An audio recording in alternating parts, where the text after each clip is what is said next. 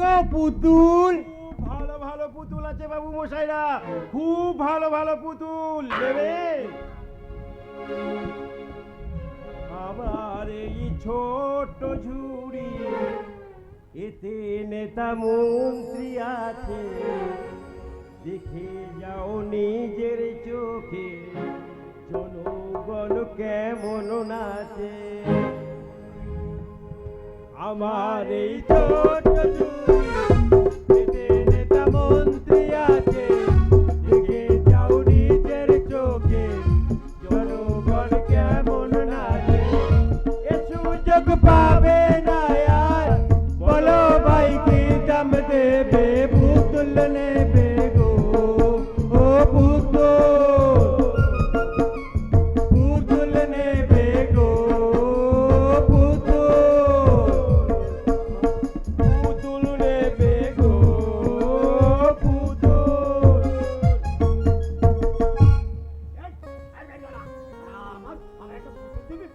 আরে কেন দেবো না? দাম দিলে না নিশ্চয়ই পুতুল দেবো। আরে বলো না, বলো তোমার কি পুতুল চাই? এই তোমাদের কাছে নেতাজি আছে? নেতাজি? নেতাজি? সে আবার কেমন পুতুল? এই আর তুই জানিস? আরে আরে নেতাজি মানে তো নেতা। ও তাই বল, আমি তো ভাবলাম অন্য কিছু। তা তোমার কোন নেতা চাই গো? যে নেতা জনগণের টাকা খেয়ে পদজম্পা দিয়ে বসে আছে সেই নেতা? না, যে নেতা ভোটে হেরে গিয়ে শুধু দল পাল্টায় সেই নেতা। না না, আমি নেতাজির কথা বলেছি, যিনি বলেছিলেন তোমরা আমার রক্ত দাও, আমি তোমার স্বাধীনতা দেব। আর এখানকার নেতারা কি বলে জানো?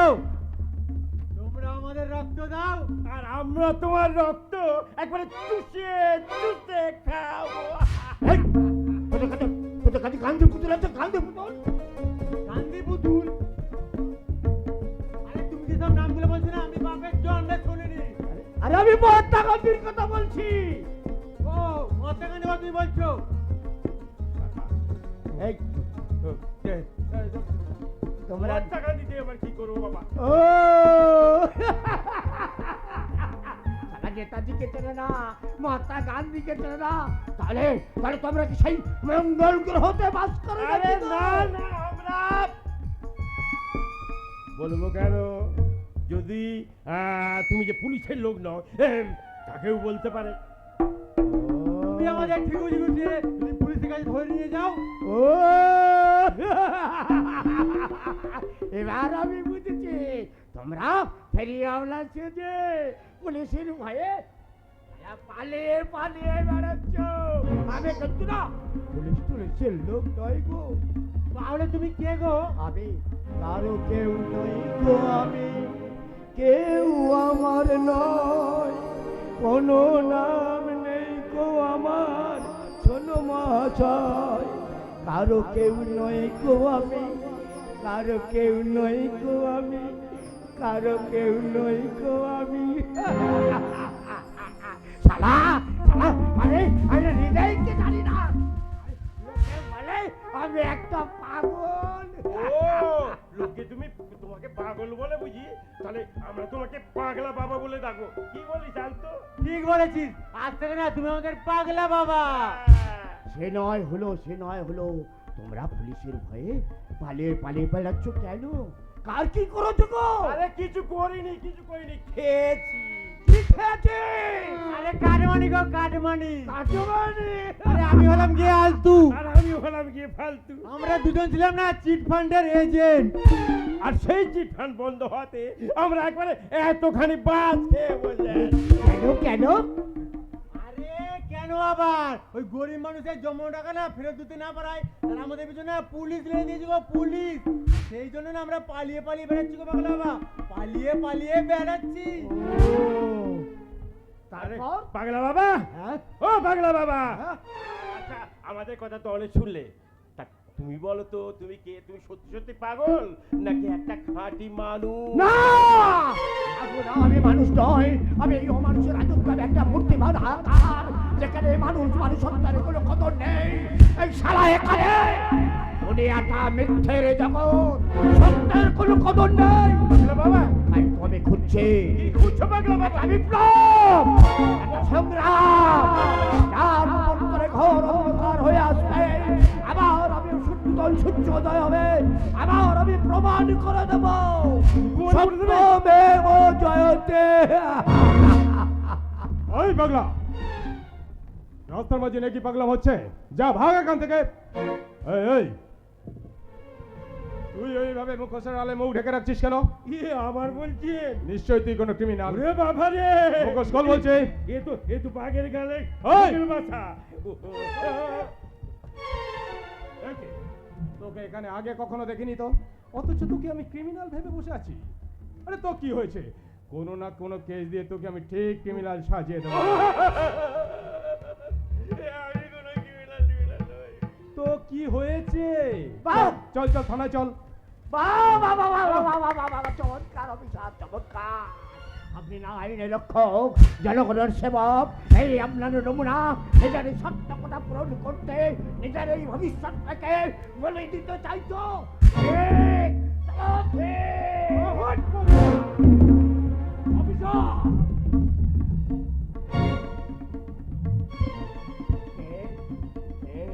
তুমি সেই দুটি চোখ, যে চোখ দুটি আমি একদম নিখিল বেড়াচ্ছি, এক চোখে বিপ্লবের নিশান, এক চোখে সংগ্রামের নিশান। আমি পেয়েছি গো, আমি পেয়েছি, এবার আমি খুঁজে পেয়েছি, এবার আমার সত্যের জয় হবে। তাই সত্যমেব জয়তে, সত্যমেব জয়তে। रुको रुको उद्योग, रुक जाओ उद्योग। ওই কে তুমি? আমি ক্রিমিনাল का क्रिमिनल। কি বললে? हाँ, যে आदमी को मारते तुम्हें हाथ उठेছে ওই হাত আমি। ওই আজকে আরে সব না না, আপনার হাত আমি ভাঙবে না, আর আপনার হাত ভাঙলে সরকার আপনাকে বসিয়ে বসিয়ে মাইনে দিয়ে দেবেন। তাই তাই আপনার জান সাহেব। সব অনেকক্ষণ ধরে তোমার লেকচার সহ্য করছি।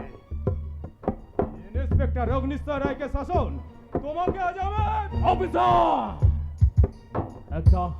একটা কাজ এখনো বাকি রয়েছে অফিসার, আর সেই কাজটা তোমাকেই সারতে হবে। ওই কে তুমি? সত্যি করে বলো কে তুমি? আমি হচ্ছে রাজবিন্দর সিং সাহেব। তো তোমার কণ্ঠের ভাষা পাল্টে গেল কেন?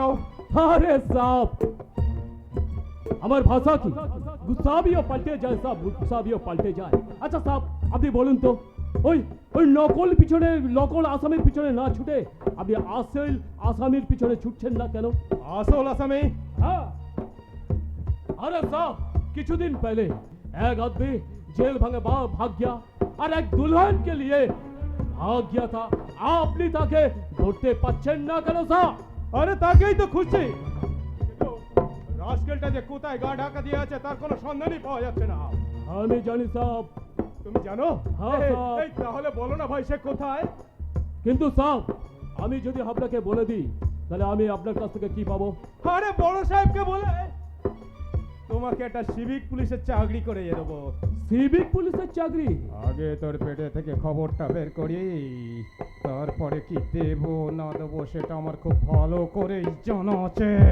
অগ্নিশ্বর রায়, আগে টোপ ফেলে তোকে আগে আমার কাছে টেনে নেই, তারপর কি হবে কি না হবে তার ব্যবস্থা আমি করে দেব। আরে আরে কি এত ভাবছো? আরে সাহেব, আমি কিছু ভাবছি না, কিন্তু সাহেব আমাকে একা চাকরি দিলে চলবে না সাহেব, আমার সঙ্গে আমার নয়া দোস্তকেও ওই চাকরি দিতে হবে। হ্যাঁ, না না না না, আমি কোনো পুলিশের চাকরি করব না। আজকালকার লোক এই পুলিশ দেখলে না পেটায়, আমি ওই চাকরি করব। আরে দোস্ত, তুমি তো এটা জানো না যেসব পুলিশ অফিসারদের পেটায় সেসব পুলিশ হলো এইসব অগ্নিশ্বর রায়ের মতো পুলিশ অফিসার। আরে সাহেব, আমি রাজি, রাজি? बिल्कुल राजी।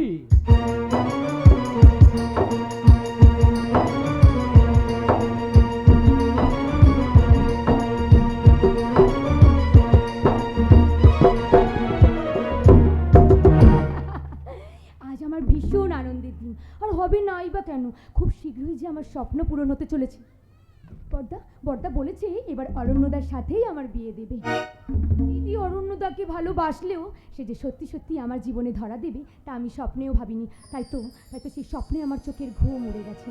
আমার মনের ময়ূরী নেচে নেচে বলছে, কত স্বপ্ন দেখে নয়ন, কত স্বপ্ন দেখে মন, কত স্বপ্ন দেখে নয়ন, কত স্বপ্ন দেখে মন। স্বপ্নেরই ভাষা সে তো ভালোবাসা, স্বপ্নেরই ভাষা সে তো ভালোবাসা। এই তো জীবন, কত স্বপ্ন দেখে নয়ন, কত স্বপ্ন দেখে মন, কত স্বপ্ন দেখে নয়ন, কত স্বপ্ন দেখে মন।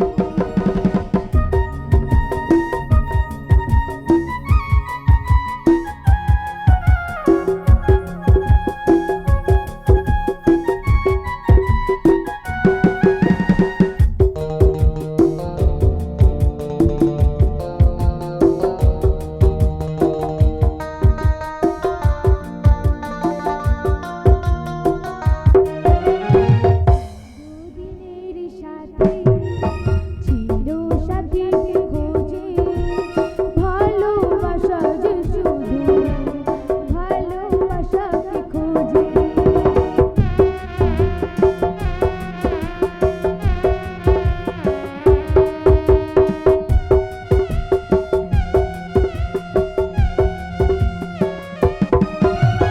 চিরদিনের সাথী ছিল সাথীকে খোঁজে, ভালোবাসা যে শুধু ভালোবাসাকে খোঁজে।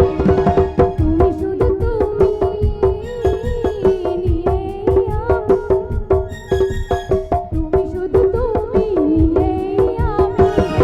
এই তো জীবন, কত স্বপ্ন দেখে নয়ন, কত স্বপ্ন দেখে মন, কত স্বপ্ন দেখে নয়ন, কত স্বপ্ন দেখে মন।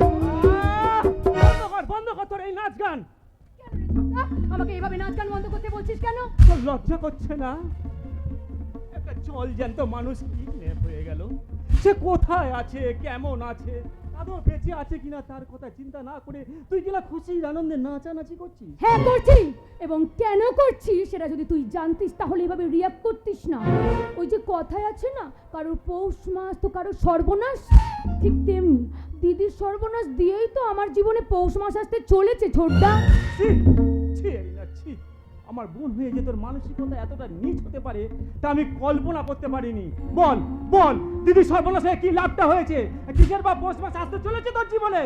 শোন তাহলে, দিদি যে ফাঁদে পড়েছে সেখান থেকে সে কোনোদিনই বেরিয়ে আসতে পারবে না। আর ঠিক ঠিক সেটা আন্দাজ করেই বর্দা এবার আমার সাথে অরণ্যদার বিয়ে দেবে ঠিক করেছে। বললি এরিনা, দিদি যে আর কোনোদিন এখানে ফিরে আসতে পারবে না দাদা আগে থেকে আন্দাজ করে নিল। আর দিদিকে উদ্ধারের কথা না ভেবে দাদা কিনা তোর বিয়ের কথা ভাবতে শুরু করে দিল। দিলাম, কারণ শুভ শীঘ্রম, শুভ কাজে দেরি করাটা ঠিক নয়। তাই নতুন করে যাতে কোনো অঘটন না ঘটে, তাই অরণ্যর সঙ্গে এরিনার বিয়েটা আমি সেরে ফেলতে চাই। কিন্তু তুমি চাইলে যে সব কাজ সারা হয়ে যাবে এমন তো তা হয় না দাদা। অরণ্যদা এরিনাকে বিয়ে নাও করতে পারে। আরে তোর বোকা ছেলে, ছেলেটা সুন্দরী মেয়ে পেলে না ঘন ঘন মত পাল্টায়। আর তাছাড়া আমার এরিনা অল্পর চেয়ে অনেক বেশি সুন্দরী। এরিনার বিয়ের প্রস্তাব পেলে অরণ্যতা একবার লুপে নেবে, না কি বলিস এরিনা? তুমি ঠিক বলেছো বর্দা। না দাদা, কোথাও যেন একটা ভুল হচ্ছে। সবার আগে আমার দিদিকে খুঁজে বের করতেই হবে। আমার মন বলছে আমার দিদি কোথাও না কোথাও ঠিক বেঁচে আছে। আচ্ছা দাদা, এই ইন্সপেক্টর অমৃশ্বর রায় তো তোমার খুব কাছের লোক, তাকে বললে আমার দিদিকে খুঁজে বের করে দেবে না? অনেক দেবে দেবে দেবে, আমি বললেই দেবে, কিন্তু আমি তা বলবো না। বলবে না? না বলবো না, কারণ যে আপদটা আমার জীবন থেকে বিদায় হয়ে গেছে তাকে আমি আমার জীবনে নতুন করে বেরিয়ে আনতে চাই না। তুমি কি বলছো দাদা? দিদির সাথে আমাদের কোনো রক্তের সম্পর্ক নেই। না নেই, তোরা হয়তো অনেক কথা জানিস না, তবে আজ বলছি শোন। বর্তমানে সরকারের কোম্পানির একমাত্র মালিক আমি। আসলে সেই কোম্পানির আসল মালিক ছিল ওই অল্পনার বাবা বিশ্বাস সরকার, আর আমি ছিলাম সেই কোম্পানির জেনারেল ম্যানেজার। সারা জীবন আমাকে ম্যানেজারি করে কাটাতে হবে, এটা যশ মেনে নিতে পারছিলাম না। কারণ আমার নাম ভৈরব সরকার, আমি সারা বাইরে মানুষ, কিন্তু ভেতরে জন্তু জানোয়ার।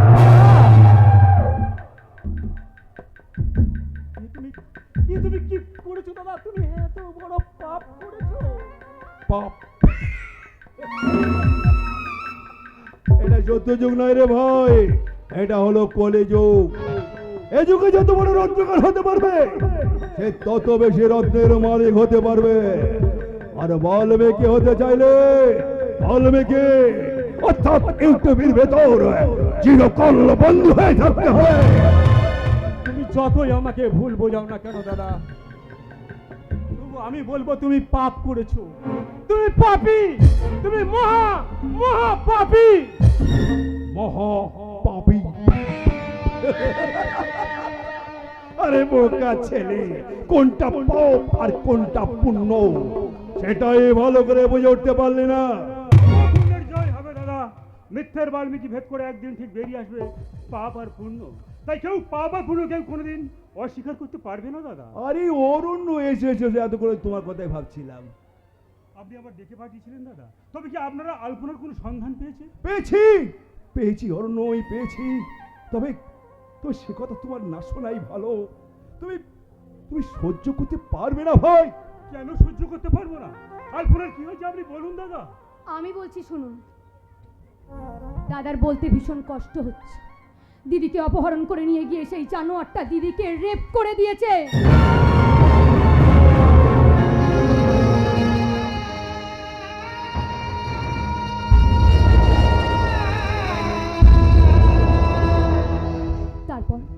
তারপর সেই শয়তানটা দিদিকে কোথায় যেন পাচার করে দিয়েছে। আমি বিশ্বাস করি না ঈশ্বর আলপনাকে এত বড় ক্ষতি করতে পারেন না। পারতাম পারতাম অরণ্য, আমি পারতাম। পুলিশ দিয়ে যেভাবে হোক আলপনাকে উদ্ধার করে আনতে পারতাম, কিন্তু যে মেয়েটা নষ্ট হয়ে বসে আছে তাকে উদ্ধার করে কি হবে ভাই? তুমি কি তাকে গ্রহণ করতে পারবে? পারবো না দাদা। আমি তো শুধু আলপনার শরীরটাকে ভালোবাসিনি, আমি আলপনাকে ভালোবেসেছি। আলপনার মনটাকে আমি ভালোবেসেছি। তাই আমি বলছি আপনি আলপনাকে নিয়ে আসুন, আমি আলপনাকে গ্রহণ করবো দাদা। ধর্ষি থাকে আমি কখনোই আমি আমার কুলবধূ হিসাবে গ্রহণ করব না। ধর্ষিতা আলপনা যদি সত্যি ধর্ষিতা হয় তার দায়িত্ব আমাদের। তোমার কষ্টটা আমি বুঝি ভাই। তুমি বলো না, তুমি যদি একটা ধর্ষিতা মেয়েকে বিয়ে করে ঘরে তোলো, তাহলে সমাজ, সংসার, আত্মীয় পরিজন সেটাকে কি ভালো চোখে মেনে নেবে ভাই? তাই বলছি আমি তো কিছুতেই মানবো না। যা ঘটে গেছে সেটাকে আবার একটু একটু করে ভুলে যাওয়ার চেষ্টা করো। আর তুমি চাইলে আমার এরিনা তোমার এ ব্যাপারে হেল্প করতে পারে। হ্যাঁ, আমি আমার ভালোবাসা দিয়ে তোমার মন থেকে দিদির সব স্মৃতি ভুলিয়ে দেবো অরণ্যদা। তুমি শুধু একটিবার তুমি আমার হয়ে যাও। তোমার ধারণা ভুলেরই না, যে একবার অমৃত ফলের স্বাদ পেয়েছে সে কখনো বিষ বৃক্ষ ফলের দিকে ফিরেও তাকাবে না। অরণ্যদা, একটা কথা তোমরা সবাই কান খুলে শুনে রাখো, আমি আমার জীবনে আলপনা ছাড়া কাউকে আমি গ্রহণ করবো না। আলপনা যদি কোনোদিন ফিরে আসে, সে ধর্ষিত হোক, যাই হোক না কেন, আমি তাকে বিয়ে করব। তাহলে আমারও শেষ কথাটা তুই শুনে রাখ। ওই ধর্ষিতার মেয়েটাকে তুই যদি বিয়ে করিস, তাহলে তুই আমার মরা মুখ দেখবি।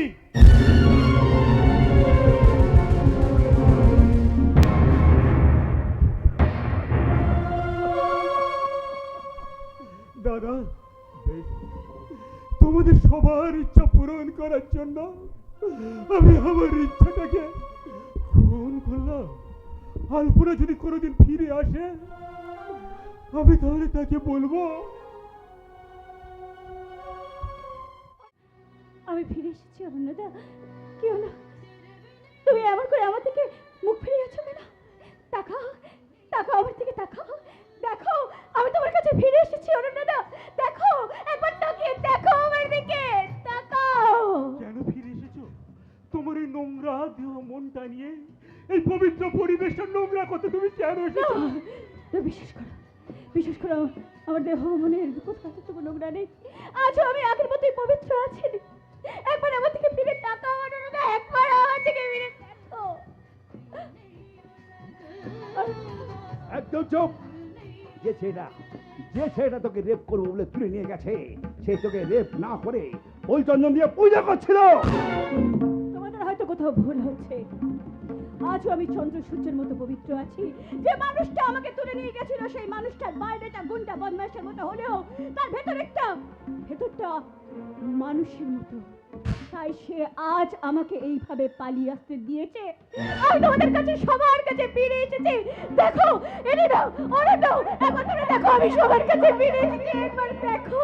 চুপ কর, তুই বললেই আমরা মেনে নেব। সেদিন সেই শয়তানটা তোকে রেপ করেনি। না, তোদের হয়তো কোথাও ভুল হচ্ছে। কোথাও তোদের একদম চুপ। যে ছেলেটা রেপ করবো বলে তুলে নিয়ে যায়, সে তোকে রেপ না করে কি ফুল চন্দন দিয়ে পুজো করছে। ওর সব কলঙ্ক চেপে রেখে ও আমাদেরকে ধোঁকা দিতে এসেছে। ধোঁকা দিতে এসেছে? আপনারা কি বলতে চাইছেন? আমি ধর্ষিতা? আমি ওর হাতে ধর্ষিতা হয়েছি?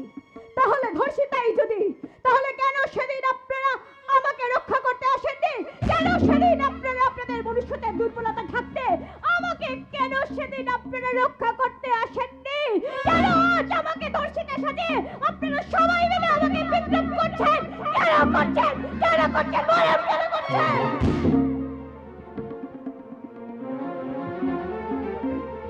নতুন করে তো জীবন শুরু করতে পারতে।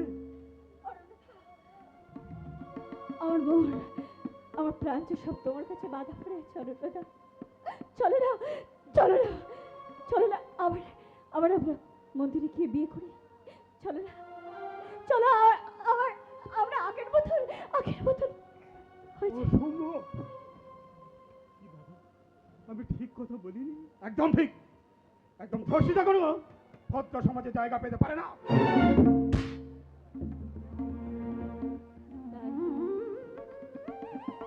চলো, শুনুন অবিলম্ব, কাল আগামী দিন ওই এই নার সঙ্গে অরণ্যের বিয়ের প্রস্তাব আপনি নিয়ে আসছিলেন, ওই আজ হবে, সেই বিয়ে হবে। দাদা, এ তুমি কি বলছো দাদা? অরণ্যের সাথে তুই ঠিকই শুনেছিস। তুই এতদিন আমার জীবনে কাঁটা হয়েছিলি, কাঁটা। আজ যখন কাঁটাটা সরে গেছে, এবার থেকে অরণ্যদা শুধুই আমার। না, এ হতে পারে না। দাদা, কি হতে পারে না সেটা আমরা ঠিক করবো। এটা আমাদের পারিবারিক ব্যাপার। তুই এবার আয় তো। দাদা, দাদা, এসব তুমি কি বলছো? আতো মানে আমি কোথায় যাবো? আমি যে এই পরিবারের সদস্য, আমি তোমাদের ছেড়ে কোথায় যাবো? দাদা, আমার পরিবারে কেউ নস। তোর সাথে আমাদের কোনো রক্তের সম্পর্ক নেই। তুই শুধু আমাদের বাড়ির একটা আশ্রিতা। ঠিকই কথা বলেছে। ছোটবেলায় অ্যাক্সিডেন্টে তোর মা এবং বাবা বিশ্বাস মারা যাওয়ায় তোকে আমরা বোনের পরিচয়ে মানুষ করেছি। আসলে তোর সঙ্গে আমাদের কোনো রক্তের সম্পর্ক নেই।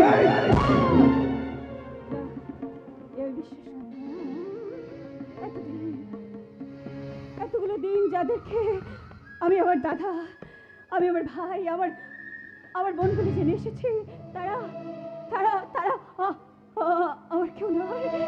আমার সঙ্গে তাদের কোনো রক্তের সম্পর্ক নেই। না, আমি বিশ্বাস করি না, আমি বিশ্বাস করি না, আমি বিশ্বাস করি না। এতদিন তোকে আমরা বোনের পরিচয় এ বাড়িতে আশ্রয় দিলেও আজ তোর জীবনে যে কলঙ্ক লেগেছে, এরপর তোকে আমরা এই বাড়িতে আশ্রয় দিতে পারি না। তুই এখান থেকে চলে যা। বেশ, তাই হবে দাদা। আমি যখন তোমাদের কেউ নই, তোমাদের সঙ্গে এই আলপনার যখন কোনো সম্পর্ক নেই, তখন আমার তো আর এই বাড়িতে থাকা চলে না দাদা। বেশ, আমি তাহলে আজ অজানা পথের পথিক হয়ে ওই অজানা পথেই আমি হারাতে চললাম দাদা। আমি তোমাদের সবাইকে ছেড়ে ওই ওই অজানা পথে হারাতে হারাতে চললাম। আমরা ভদ্রলোক, তাই ভদ্রতার ভরম দেখিয়ে আমরা অন্যের বিচার করি। নিজেদের বিবেক আর মন শক্তি যে মরচে পড়ে গেছে সে কথা যে আমরা কেউ ভাবি না। আমি যে ভদ্রলোক, তাই সেই ভদ্রতার স্ট্যাটাস বাঁচাতে তোমাকে আমি অন্ধকার থেকে আলোর পথে ফেরাতে পারলাম না। আলপনা, তুমি আমার ক্ষমা করো।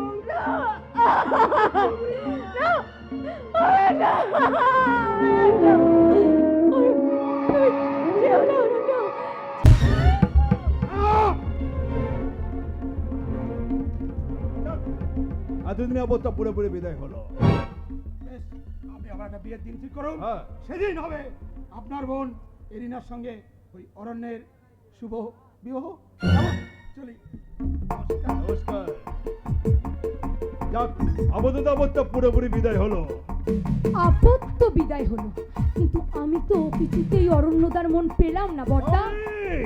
পাবে রে বোন পাবে, একটু তো সবুর কর। আপাতত তুই অরণ্যের পিছনে এটুলের মতো এটে থাক।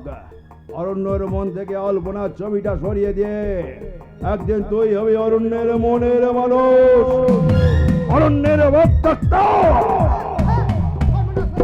সর্বনাশ হয়ে গেছে। কে যেন আমরা 7 নম্বর গোডাউনে আগুন ধরিয়ে দিয়েছি। ওই গোডাউনে যত মাল ছিল সব পুরো ছাই হয়ে গেছে। জানিস ওই গোডাউনে কি ছিল? জানি স্যার জানি, ওই গোডাউনে আফিং, চরস, গাঁজা, প্যাকেট প্যাকেট হেরোইন, যার বাজার দর প্রায় 5 কোটি টাকা। কে সেই শয়তান? তোর খানদানটাকে আমি পুরোপুরি খতম করে দেব।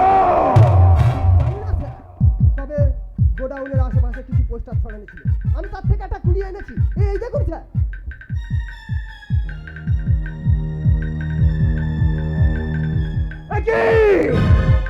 ওটাতে কি লেখা রয়েছে বড়দা? সত্যমেব জয়তে।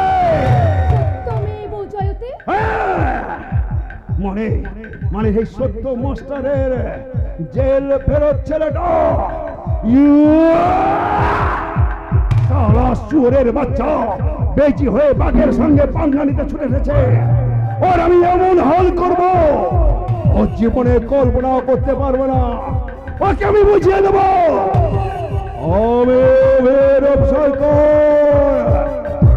আমি সারা বাইরে মানুষ, কিন্তু ভেতরে জানতো জানোয়ার।